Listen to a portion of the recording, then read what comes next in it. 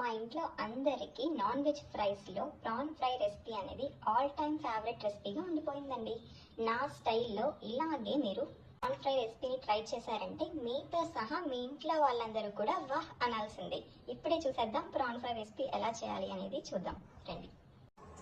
ముందుగా బాగా కడిగి పెట్టుకున్న మనం ఫ్రెష్ ప్రాన్స్ని తీసుకోవాలి.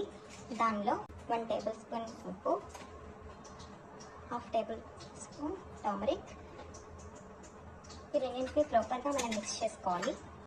ఇలా మనం ఉప్పు పసుపు వేసి కలుపుకున్న ప్రాన్స్ స్టవ్ మీద పెట్టుకొని దానిలో ఉన్న వాటర్ మొత్తం బయటకు వచ్చేలాగా మనం ఉడికించుకోవాలి. చూడండి ఇలా వస్తుంది కదా.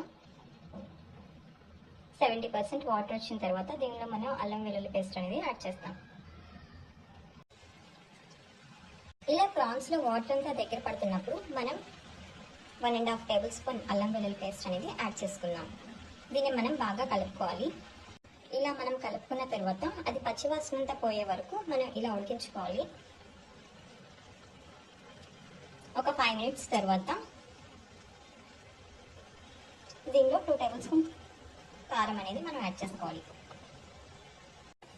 చూడండి ఫ్రెండ్స్, ఇప్పుడు మనకి పచ్చివాసన అంతా పోయి దగ్గర పడుతుంది. ఇప్పుడు మనం ఇలా 2 టేబుల్ స్పూన్స్ కారం అనేది మనం యాడ్ చేసుకొని బాగా మిక్స్ చేసుకోవాలి. ఇలా మనం కలిపి పెట్టుకున్న తర్వాత సన్నగా తరిగిన ఉల్లిపాయలు, చీలికల్లా కట్ చేసుకున్న పచ్చిమిర్చి మనం దీనిలో యాడ్ చేసుకోవాలి.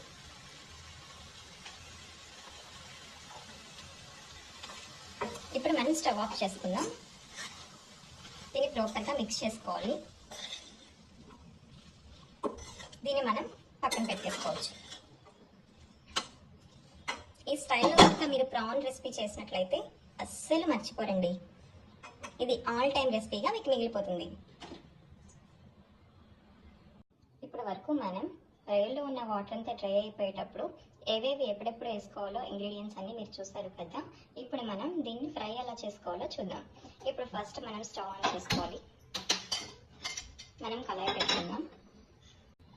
నా కర్రీకి కావాల్సినంత ఆయిల్ అనేది నేను యాడ్ చేస్తున్నాను.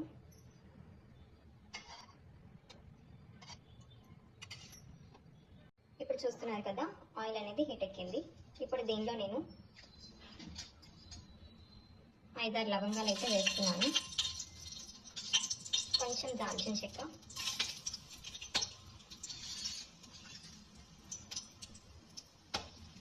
కరివేపాకు వేసుకోవాలి. అలాగే 2 స్పూన్ జీలకర్ర వేసుకున్న తర్వాత అవి మనకి వేగిపోయాయి. ఇప్పుడు మనం ముందుగా పక్కన పెట్టుకున్న రొయ్యల్ని ఇలా యాడ్ చేసుకోవడమే.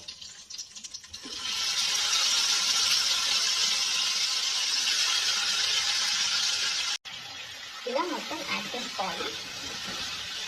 యాడ్ చేసుకున్న తర్వాత దీన్ని ఇలా కలుపుతూ ఉండాలి.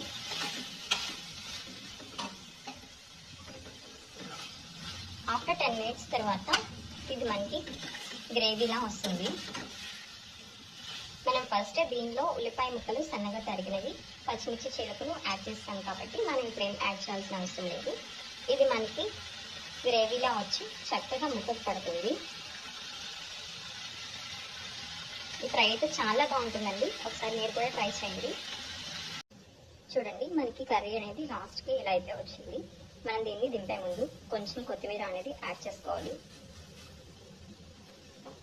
ఇప్పుడు దీన్ని మనం కలుపుకోవాలి. అంతేనండి,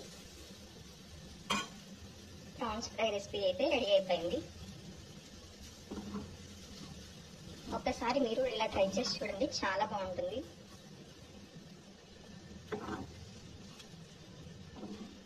ఎలా ఉంది, ఎలా వచ్చింది అనేది మీరు మాకు కామెంట్ సెక్షన్లో కామెంట్ చేయండి. Okay, thank you.